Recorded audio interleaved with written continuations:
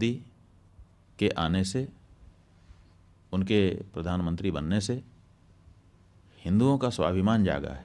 Anti Modi नहीं है, बल्कि मोदी के प्रशंसक हैं। इतना हिम्मती और हिंदुओं के पक्ष में दृढ़ता के साथ खड़ा रहने वाला कौन सा दूसरा प्रधानमंत्री अभी तक आज़ाद भारत में हुआ है, बताओ ना।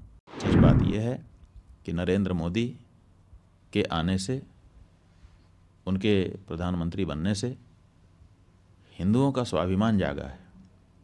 और हिंदुओं का जो स्वाभिमान जागा है, ये कोई छोटी बात नहीं है। कही है कि हम एंटी मोदी नहीं हैं, बल्कि मोदी के प्रशंसक हैं। और इसलिए प्रशंसक हैं क्योंकि इतना हिम्मती और हिंदुओं के पक्ष में दृढ़ता के साथ खड़ा रहने वाला कौन सा दूसरा प्रधानमंत्री अभी तक आज़ाद भारत में हुआ है, बताओ ना।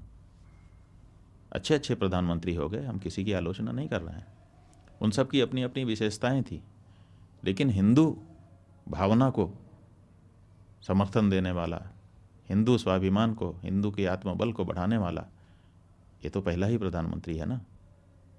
और हम एक हिंदू होने के नाते एंटी कैसी बात करते हैं।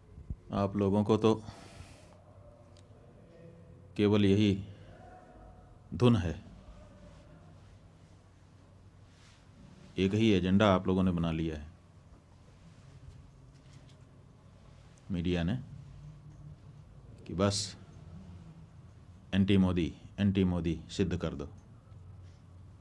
आप ये बताइए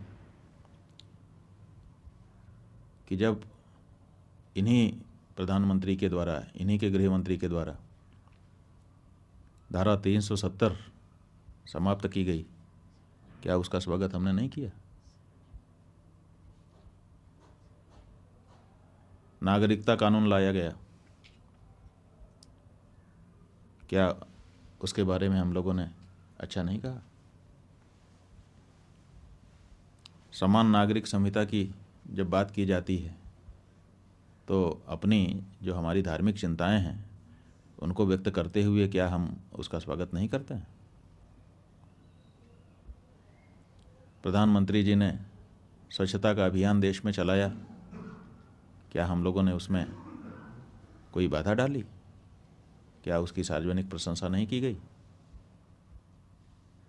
श्री राम जन्मभूमि के निर्णय के आने के बाद किस तरह से लॉ एंड ऑर्डर को पूरे देश में मेंटेन किया गया, किसी प्रकार का कोई दंगा फसाद नहीं होने दिया गया, इतने बड़े निर्णय के आने के बाद भी ये जो उनका प्रशासन के संचालन का कौशल था, क्या इसके बारे में हम लोगों ने सार्वजनिक रूप से प्रशंसा नहीं की?